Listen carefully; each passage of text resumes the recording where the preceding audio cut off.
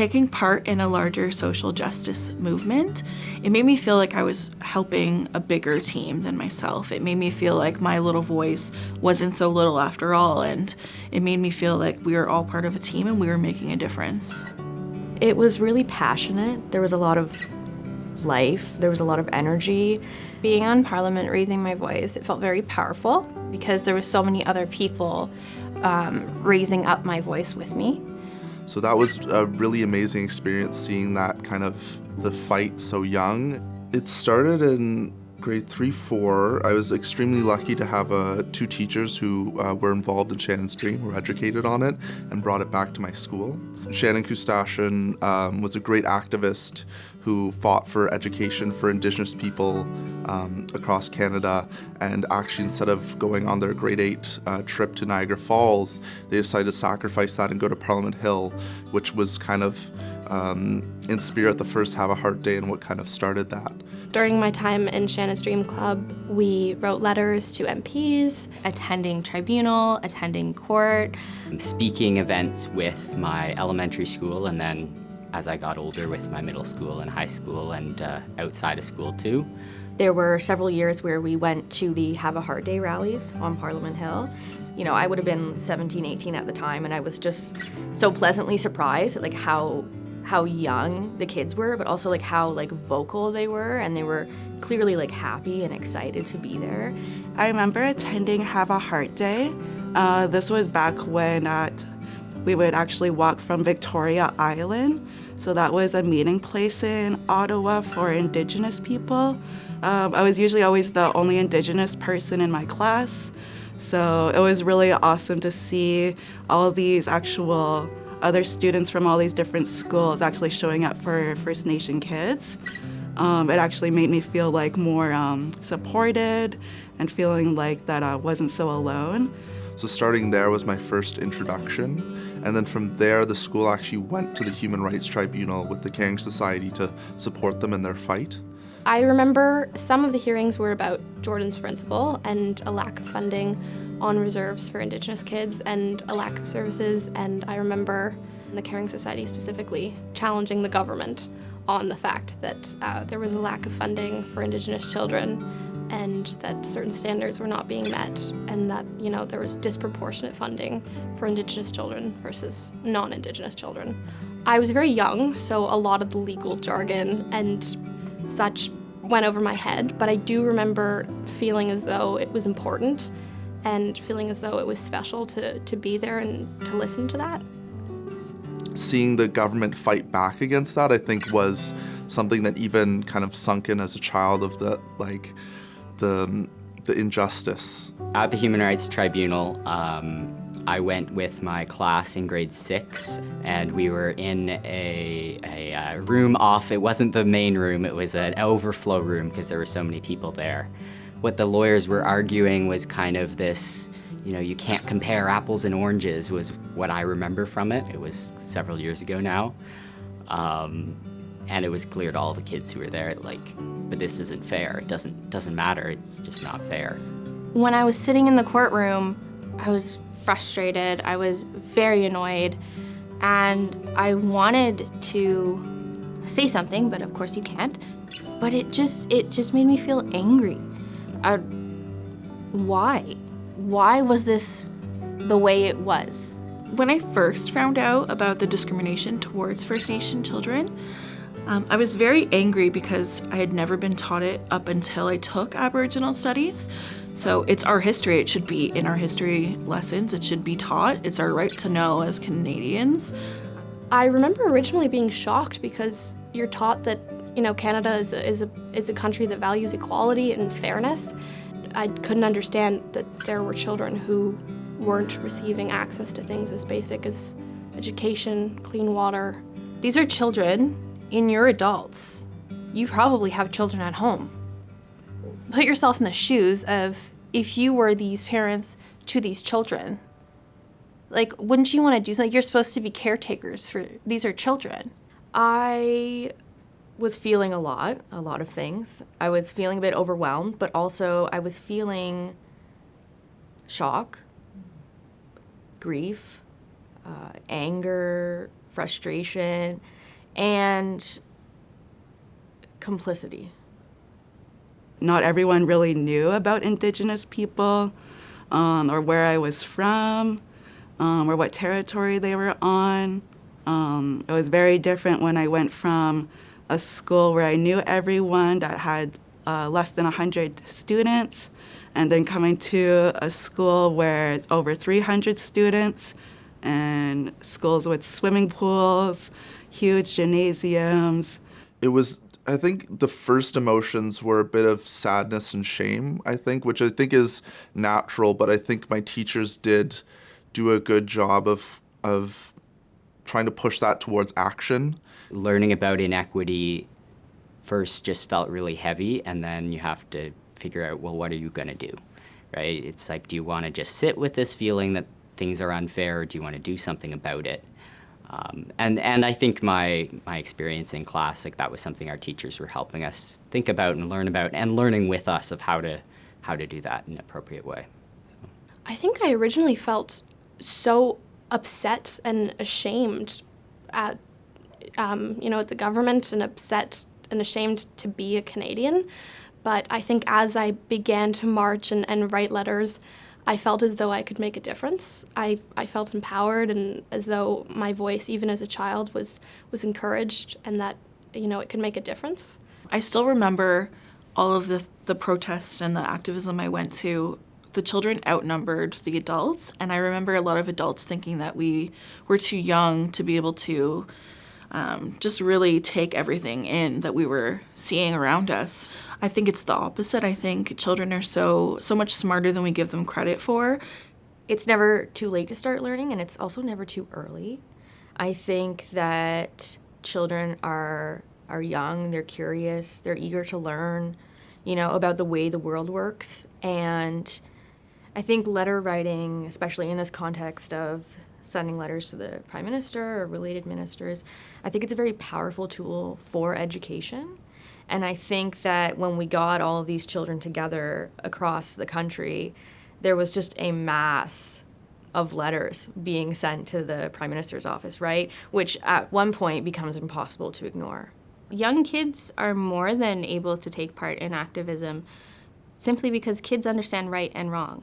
We don't have to teach them a university level concept of activism. We can completely do age appropriate. I don't think anyone is ever too young to learn. And I think that children specifically have an inherent sense of fairness and justice, which is why these issues resonated with me so much as a child and with my fellow classmates. And I am so grateful to have learned about this stuff as a kid. I always believe that children aren't too young to learn about injustice, and that kids can learn about activism in an age-appropriate way. And I know my go-to phrase when I would do presentations talking about this is, this happened to kids these ages, right? So, like, we need to talk about it with young kids because this happened to kids.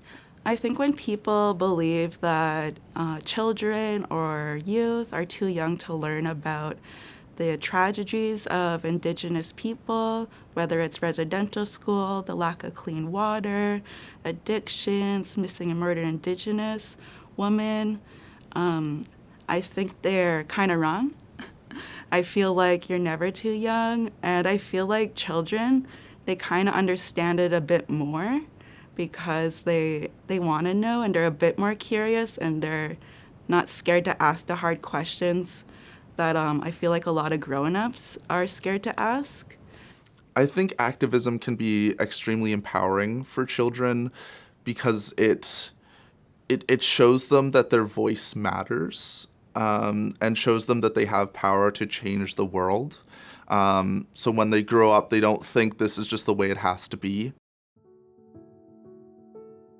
I think being an ally in any fight, the most important thing is that you understand that you are not there to lead, but to support. I'm not Indigenous, so I don't know what is most important to fight for. But I do know what the facts in the past are. I do know what's happening today. And I think educating people on that is extremely important. To be an ally is really to listen to what, the group that you're advocating for needs, and to understand that, I'm approaching these issues with a privilege, and that privilege can be used to make a difference. It means not forgetting, not ignoring what has happened, not pushing aside the past. To me, being an ally to First Nations in Canada is, well, number one, having a responsibility to educate yourself wherever you can.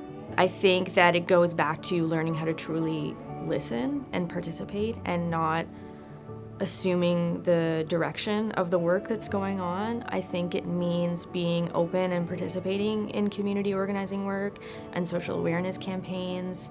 And I think it also means being open to change, to, if again you want to go back to unlearning and sitting with the discomfort.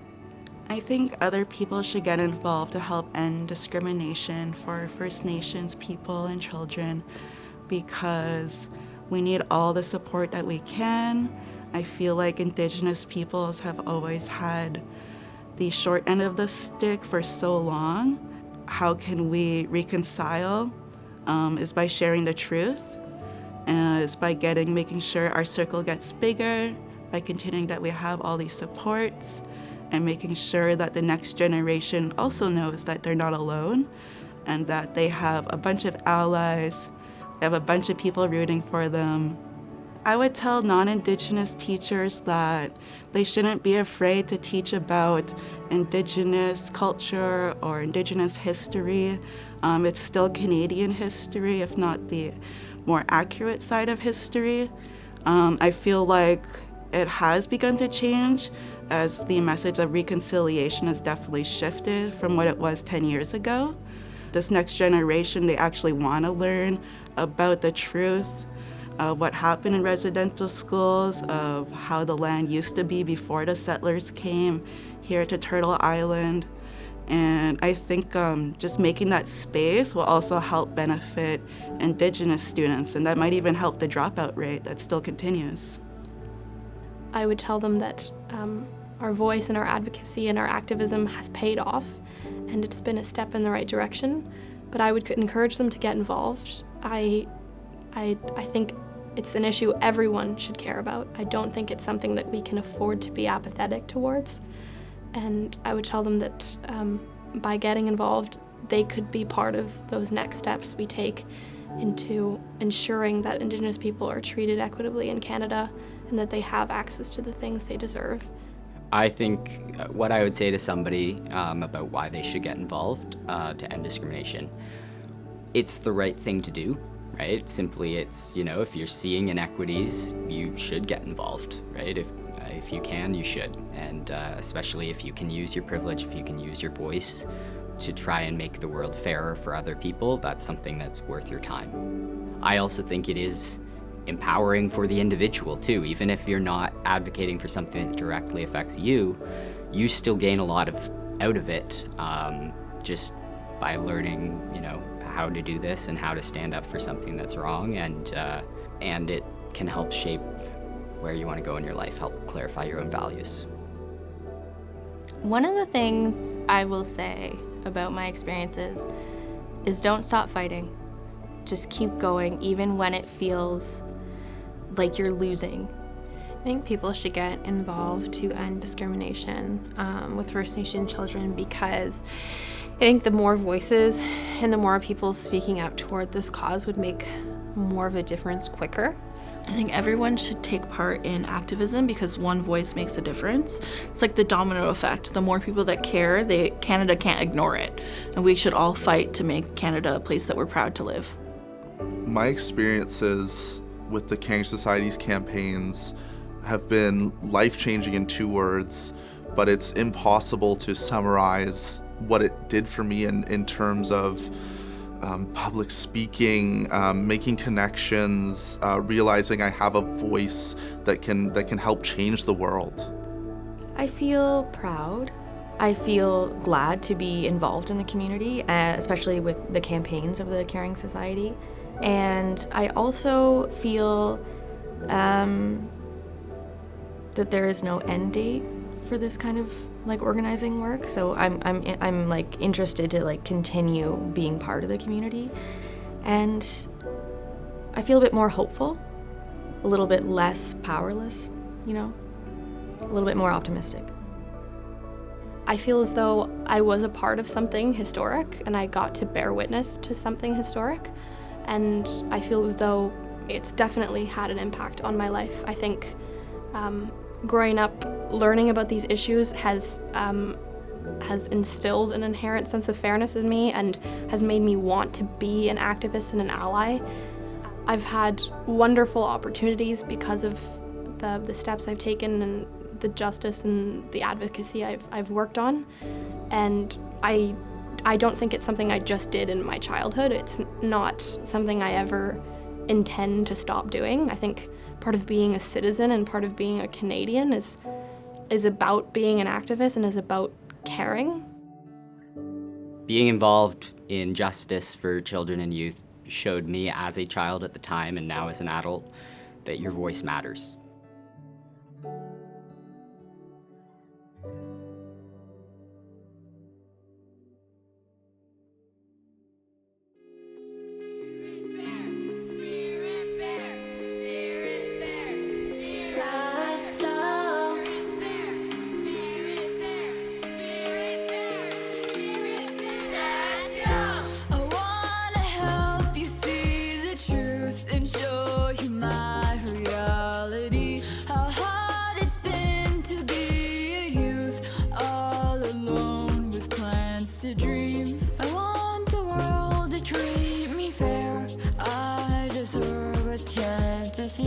A place to be eager eyes and have my family close to me. Then you came and heard my voice. You made us loud and now I can't avoid. We have a heart, we have a dream. Nothing left me here. So